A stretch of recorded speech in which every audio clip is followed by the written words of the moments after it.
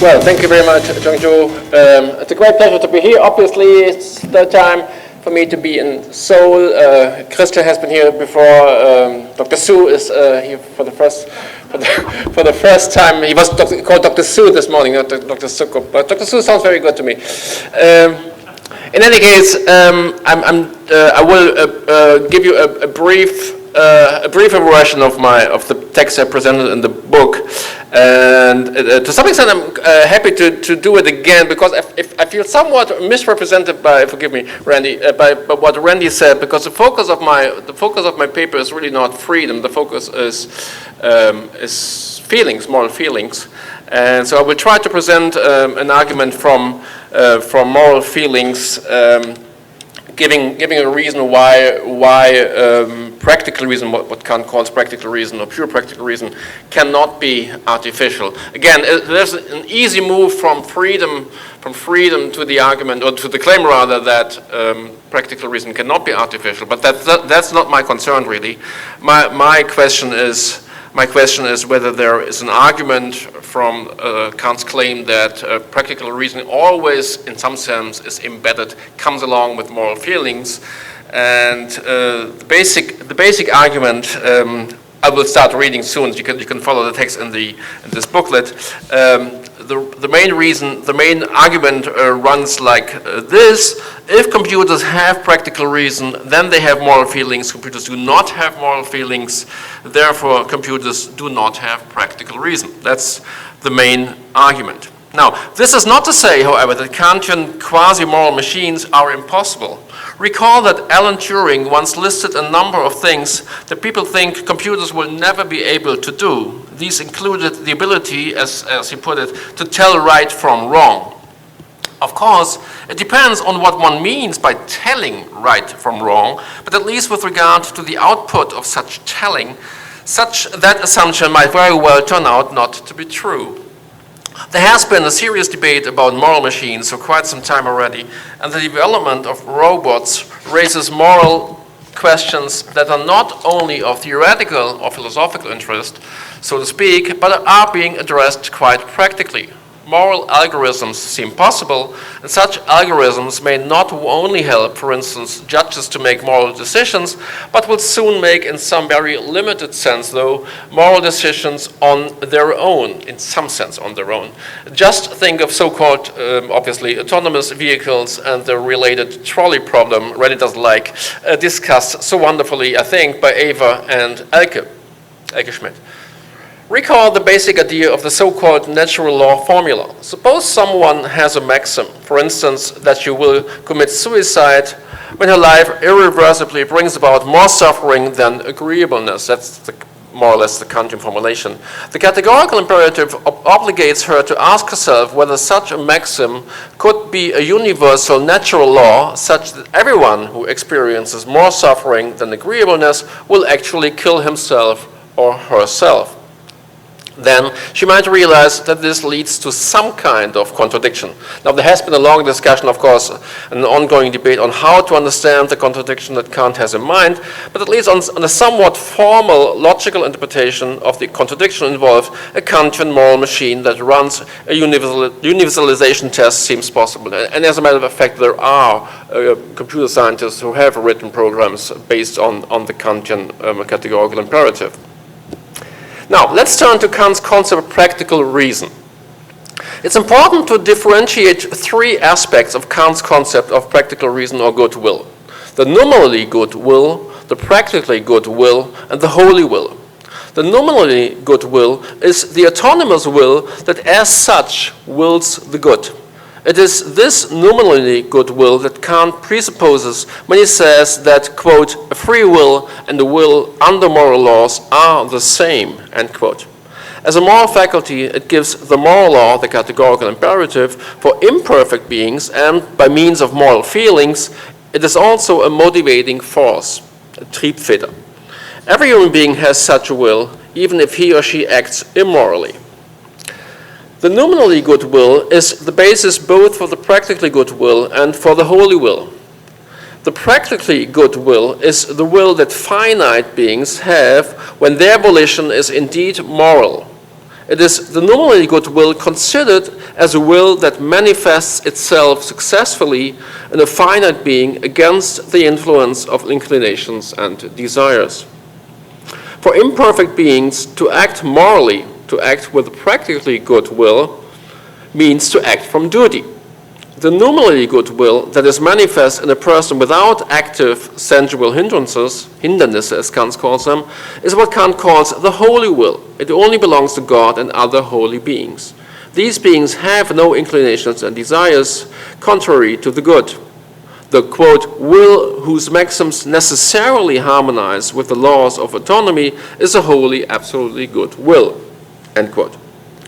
The nominally good will as such, regardless of its being incorporated in a finite being, cannot be differentiated from the holy will regardless of its being incorporated in an infinite being. It is a nominal causality. Quote, the rational being counts himself as intelligence in the world of understanding, and merely as an efficient cause belonging to this world does it call its causality a will. This will is then identified with the will that is autonomous, that is, with autonomy itself. Quote, if we think of ourselves as free, then we transport ourselves as members into the world of understanding and cognize the autonomy of the will together with its consequence, morality, end quote. But then Kant continues, but if we think of ourselves as obligated by duty, then we consider ourselves as belonging to the world of sense and yet at the same time to the world of understanding, end quote. Thus, the free will is the nominal will, pure practical reason, and autonomy is its property. In some contexts, this will is considered not as the will of a human being that is also part of the sensible world, but as a nominal will only, as, quote, a mere member of the world of understanding. All my actions would be perfectly in accord with the principle of autonomy of the pure will, end quote. It is important to keep this, it's important to keep in mind that the nominally good will as such is not only a mere capacity to act morally, for this will as such wills the good. Nonetheless, it is the nominally good will that enables the human being to act morally. Thus, for the human being, who is a member both of the nominal and of the sensible world, the nominally good will is indeed a capacity, not as such, but for us. Also, unless autonomy and having a practically good will are not the same, a scoundrel and Bösewicht would not be autonomous, which he actually is, insofar as even he, to some extent, wants to be morally good. That is, insofar he has a nominally good will. Now, let's take a closer look at Kant's argument from moral feelings. To the present, and I really mean to the present, Kant is believed to defend some sort of extreme rationalism that leaves no room for feelings. Such a position betrays, however, historical and textual ignorance. For even every beginner in an introductory class on Kant's ethics will learn that Kant consistently argues that reason, as he says, obviously, freilich in German, obviously, can only bring about actions by means of feelings. Hence, feelings necessarily come into play here already as a determining, motivating ground. However, it is important to realize that on Kant's account, feelings serve a much more important function, more than just motivating. As we have already seen, Kant draws a very strict line between holy and non-holy beings. Whereas holy beings always will what a good will wants, this is not true for non-holy, sensuous, rational beings. For them, the moral law is always a categorical imperative that necessitates them. Let me quote Kant in more detail here. So, Kant in quote. That's page 32 in the booklet. Quote, if reason determines the will without exception, then the actions of such a being, which are recognized as objectively necessary, are also subjectively necessary. That is, the will is a faculty of choosing only that which reason, independently of inclination, recognizes as practically necessary, that is, as good. But if reason for itself alone does not sufficiently determine the will, if the will is still subject to subjective conditions, to certain incentives, which do not always agree with the objective conditions, in a word, if the will is not in itself fully in accord with reason, as it actually is with human beings, then the actions which are objectively recognized as necessary are subjectively contingent, and the determination of such a will in accord with objective laws is necessitation, that is, the relation of objective laws to a will which is not as thoroughly good as is represented as the determination of the will of a rational being through a ground of reason, to which, however, this will, in accordance with its nature, is not necessarily obedient. The representation of an objective principle, insofar as it is necessitating for a will, is called a command of reason, and the formula of the command is called an imperative. All imperatives are expressed through an ought. That's the point. All imperatives are expressed through an ought and sollen, and thereby indicate the relation of an objective law of reason to a will, which in its subjective constitution is not necessarily determined by that law, a necessitation. End quote. A long quote. Now, the crucial step is to see that this necessitation, Nötigung, as Kant says, is experienced by the feeling of respect. But this feeling is not just a side effect, as it were, since by necessitation, Kant means nothing but the fact that for non-wholly, sensuous, rational beings like us, the moral law is an imperative, that is, a duty. The obligation involved in this is experienced in the feeling of respect. As a matter of fact, it is not only somehow experienced, but cognized by this feeling. Quote, what I immediately recognize, erkenne really in German, what I immediately recognize as a law for me, I cognize with respect, end quote. And it is important to see that Kant's famous theory of the fact of reason, Faktum der Vernunft, is directly related to this thought. In chapter 7 of the Critique of Practical Reason, Kant formulates the categorical imperative. A bit later, he says that one could call the consciousness of this fundamental law a fact of reason. The so-called factum theory explains our insight into the binding character of the moral law. It is, among other things, a theory of justification. The basic idea is that there can be no deduction of the categorical imperative in any normal, logical, deductive sense, and yet the objective reality of the moral law is nevertheless firmly established of itself, quote, of itself.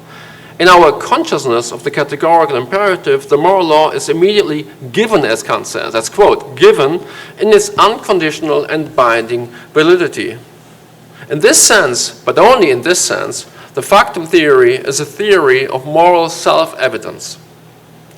This consciousness of the categorical imperative, however, is determined by the feeling of respect. That is, the unconditional validity of the categorical imperative is given in the feeling of respect. Hence, it is through the feeling of respect that we cognize the validity or binding character of the moral law. Thus, Kant is by no means that the pure rationalist that Husserl, among many, and others represent him as being. Rather, Kant is a moral intuitionist. A moral intuitionist is someone who holds the view that we cognize the validity of the moral law, the moral you ought, not by some kind of deductive or inductive or abductive reasoning, not by any reasoning really, but by means of a certain kind of self-evidence through a feeling. It is important not to misunderstand these claims. On Kant's account, it is not the content of the categorical imperative that is understood through the feeling of respect. What we ought to do or we omit, we cognize by reason in some kind of universalization. Kant is not a moral sentimentalist.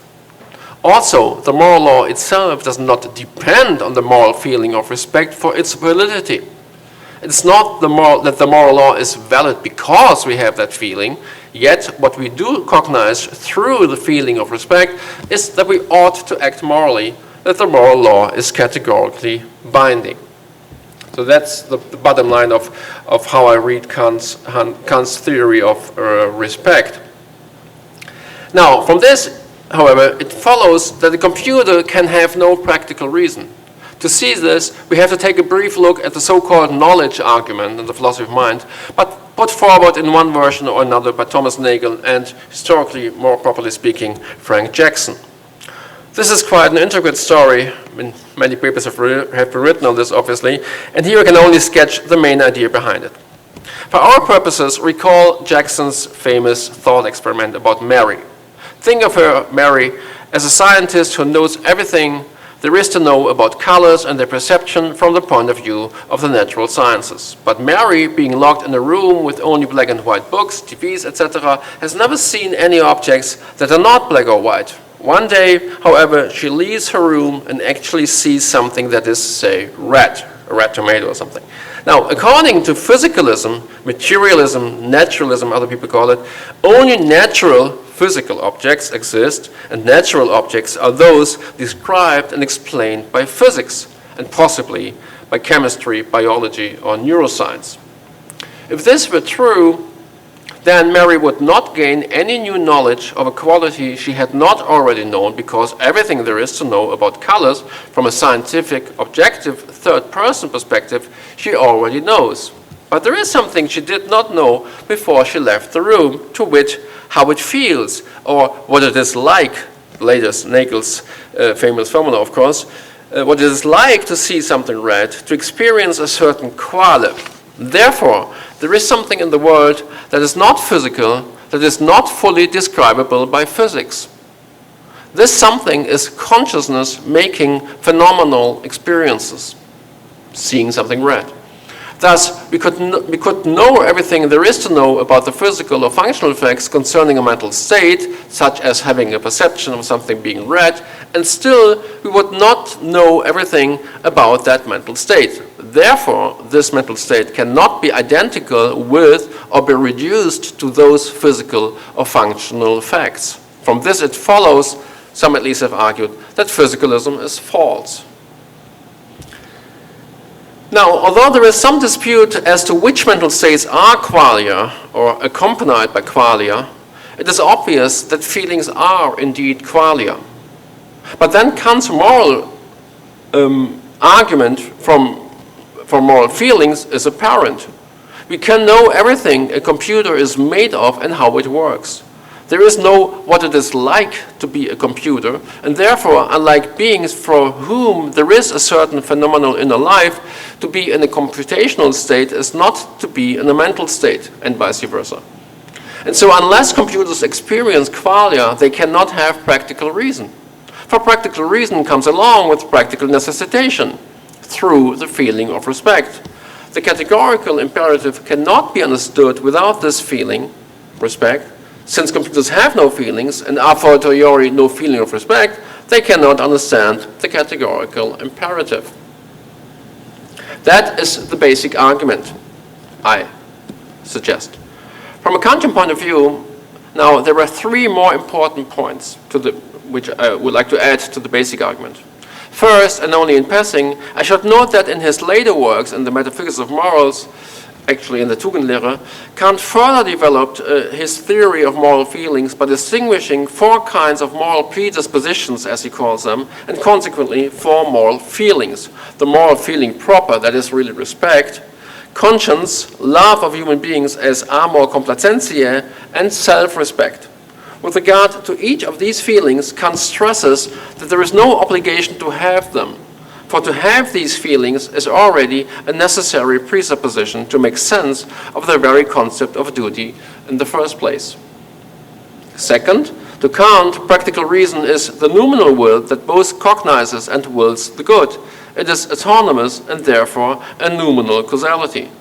That's a complicated story, of course, but moral feelings cannot be naturalized as they are brought about by reason, which cannot be naturalized.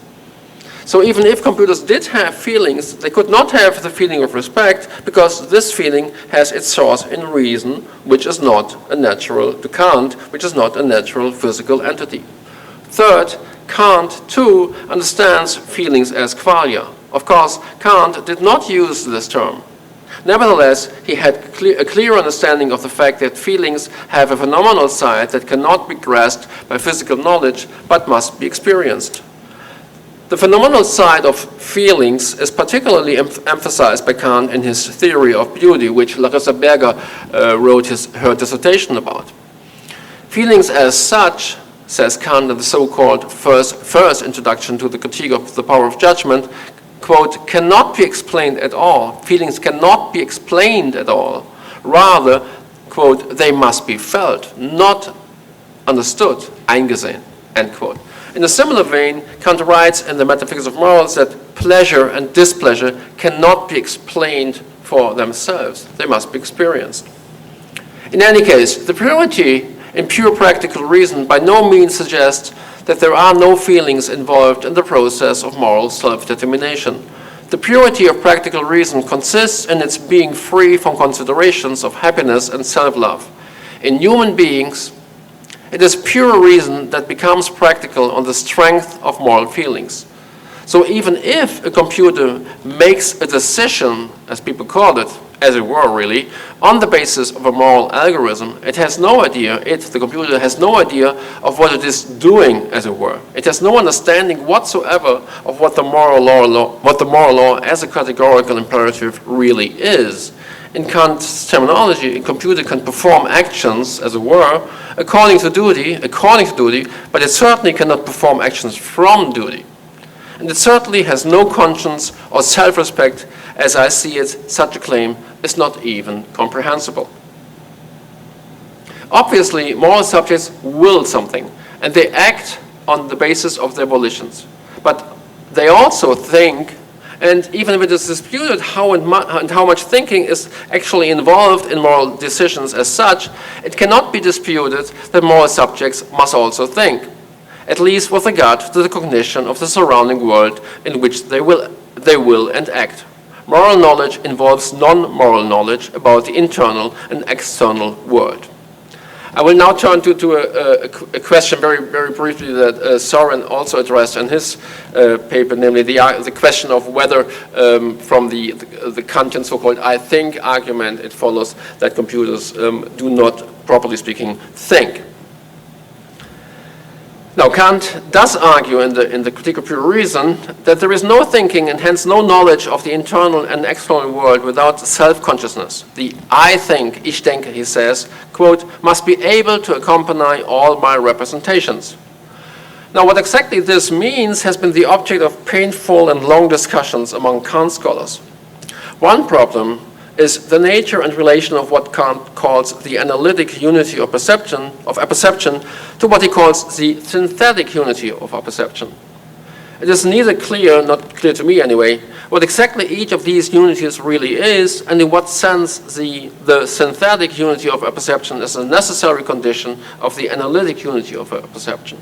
Very generally speaking, I take the basic idea to be that all thinking as the capacity to judge involves the synthesis of representations as someone's representations and a judgment such that these representations, as well as the act of synthesizing them, belong and must belong to a self-conscious I that can always say, I think, these representations. In any case, if Kant is right, and it is true that the computer has no I, then the computer does not and cannot think, properly speaking, or judge, properly speaking. And it is not intelligent the way human beings are. At best, then, a computer can only imitate intelligence and imitate thinking and moral thinking. Now, actually, I'm not quite convinced of this I think argument. It seems true to me that developed human beings must always be able to think I think when they think. Not that they always think I think, of course, when they think. Now, if this is true, and if it is true that computers have no I, which I think is true indeed, then computers do not think the way we do. Still, it might be justified to say that they think. If theoretical, not practical thinking is essentially the act of synthesizing content that requires a center or unit by which this act is performed, then one could possibly understand this center or unit as the control unit of a computer. My point is that the act of combining content synthesis might require neither Meinigkeit, as it is called in German, I think it's a little bit hard to understand, Meinigkeit, nor self-consciousness, a perception as Kant calls it, as higher ecological form of Meinigkeit, but just a control unit.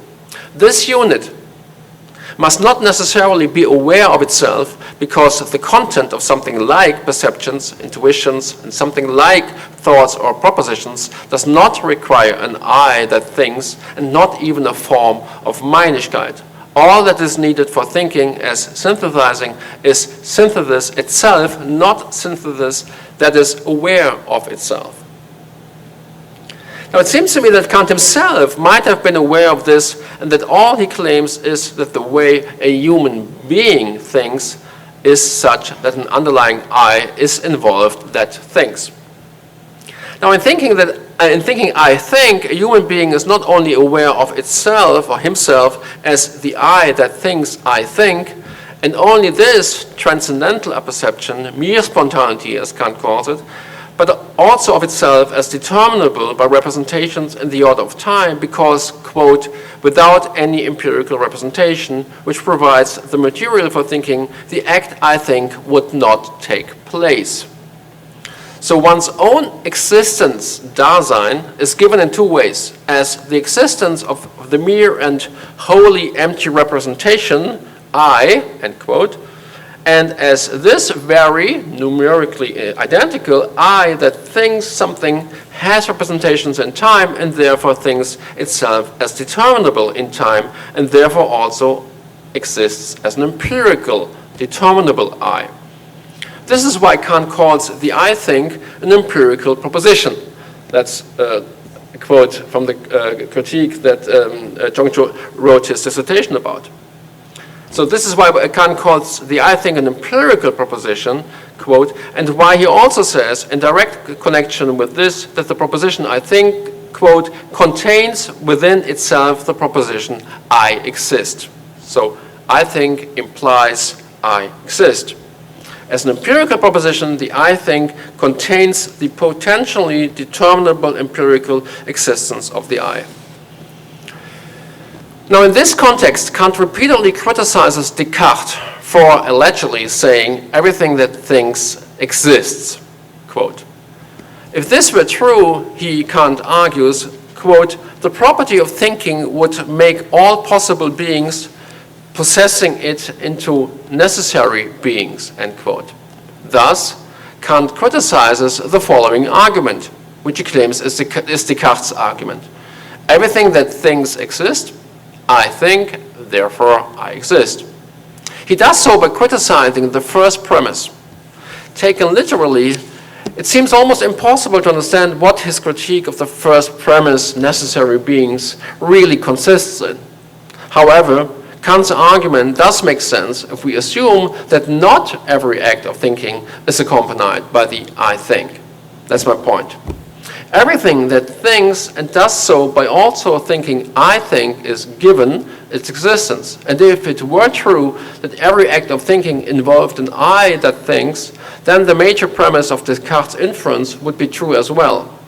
If, on the other hand, it is possible to think of thinking as not involving an I that thinks, then obviously I exist is not implied by that thinking. It is only implied, as Kant says, by the I think.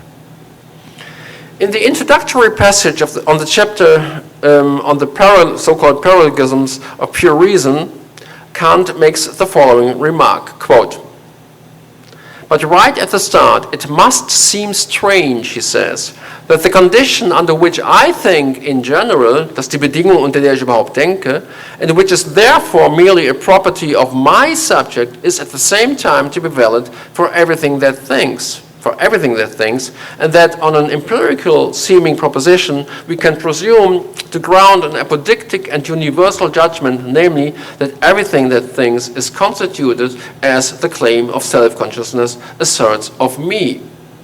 But the cause of this lies in the fact that we must necessarily ascribe to things, a priori, all the properties that constitute the conditions under which alone we think them. Now, I cannot have the least representation of a thinking being through an external experience, but only through self-consciousness. Thus, such objects are nothing further than the transference of this consciousness of mine to other things, which can be represented as thinking beings only in this way, end quote. So two things seem strange. First, that the I think as the condition under which I think in general, and which is merely a property of my subject, shall be a condition valid for everything that thinks, and as a consequence that that proposition I think, which, as we have seen, also has an empirical aspect, could be the ground for the proposition that everything that thinks is constituted as the claim of self-consciousness asserts of me, to wit, that everything that thinks exists, which is exactly the Cartesian proposition Kant later rigorously opposes. And since we know for sure from the other passages that Kant indeed finds grave fault with Descartes' argument, or rather the first premise, what seems strange here must not be read as being only seemingly strange, but as really being strange. So, maybe there is thinking without a self-conscious I that thinks, and even without any consciousness. When it comes to feelings, however, we necessarily enter into a different world, the inner world.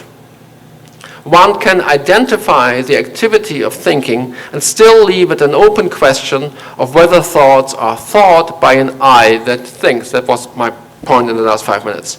Exactly this, however, is impossible as regards feelings. There can be no feeling without someone who feels and for whom it is like.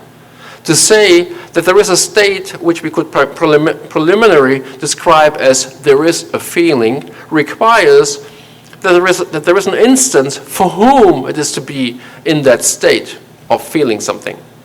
Whatever feelings are, too, bodily sensations, judgments, perceptions, evaluations, depending on your theory of emotions, it is essential that one feels them. A feeling that is not felt is not a feeling. But for it to be felt, there must be someone, an I, who feels it. So really there's an argument from I feel something rather than from I think something.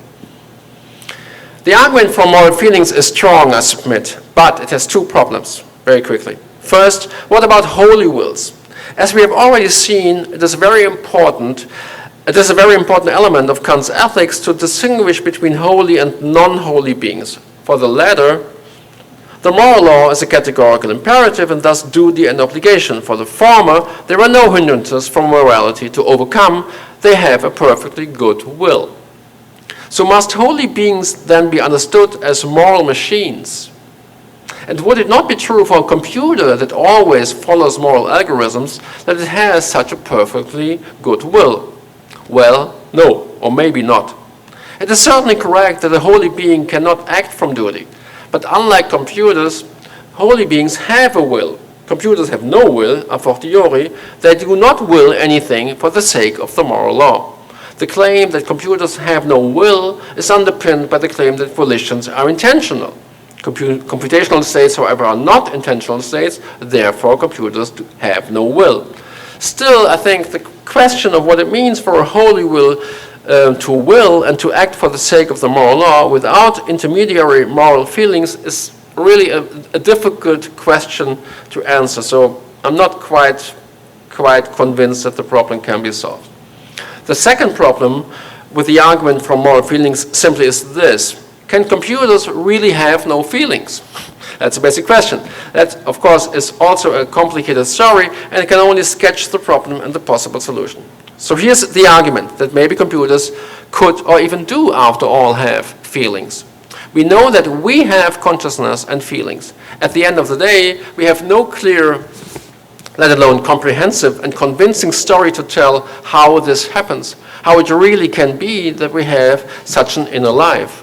However, provided that some kind of naturalistic evolutionary theory is correct, we do know that our ability to have mental events has developed out of unconscious matter. But if it is possible that the mind and its mental states somehow evolved out of matter, that is, out of the brain and its embodiment, and possibly it is on the assumption that mental states are real, regardless of whether they can be reduced to brain states or not, then it could very well be possible that the mind and its mental states somehow could evolve out of a computer as yet another complicated assembly of matter. Fair enough, I would say. So yes, it is possible, if it is possible, that the mind evolved and evolves out of matter. But from all that we know, it is also very unlikely. A single biological cell is already extremely complex, let alone the brain, and complexity, as far as we know, is a precondition for, as well as a sign of, consciousness and feelings. By comparison, a computer is a very primitive object, with all due respect. There's no more reason to think that it has a mind than to think that the sewing machine has one. To conclude, let me come back to Kant's I think. The computer scientist Edgar Dijkstra famously argued that, quote, the question of whether machines can think is about as relevant as the question of whether submarines can swim, or, one might add, whether airplanes can fly. His point, I take it, is that submarines, of course, can swim, that is, move through water, despite the fact that they do not swim like fish, and that airplanes can fly, despite the fact that they move through air without moving wings and down, up and down, or whatever. Following Dijkstra's analogy, it seems sensible to hold that computers think despite the fact that they do not think the way we think. There is no I, and still they think. But this analogy between computers thinking and submarines swimming, or airplanes flying for that matter, is misleading. As always, it all depends on how one defines such words as swimming, flying, or thinking. If one defines swimming as moving through water using limbs, fins, or tails, then submarines obviously do not swim. But why define swimming like this? To define a word, or to explicate what it is for a thing to be what it is, somehow presupposes a recognition of what is essential to that thing. For this, however, one needs paradigmatic cases, right? Definition is impossible without pointing to one starting point that we use then to develop a definition. Now, one could argue, maybe along the lines of functionalism, that computers, on the basis of certain inputs, perform certain operations that bring about certain outputs. And taking into account just the output, calculating, playing chess, driving a car, writing music, one is tempted to believe that computers think, and also that human beings think the way computers think. The question of how and by what means swimming is performed is not crucial to the concept of swimming. But the difference between a being that thinks I think, or at least between one that feels I feel, or that experiences I want, and a machine that has no such self-consciousness is so enormous, I argue, that those terms, to think, to feel, to want, should not be used for beings that have no I. To say that a computer feels is like saying that the planet flies just because it moves through space. And of course, it doesn't. Thank you.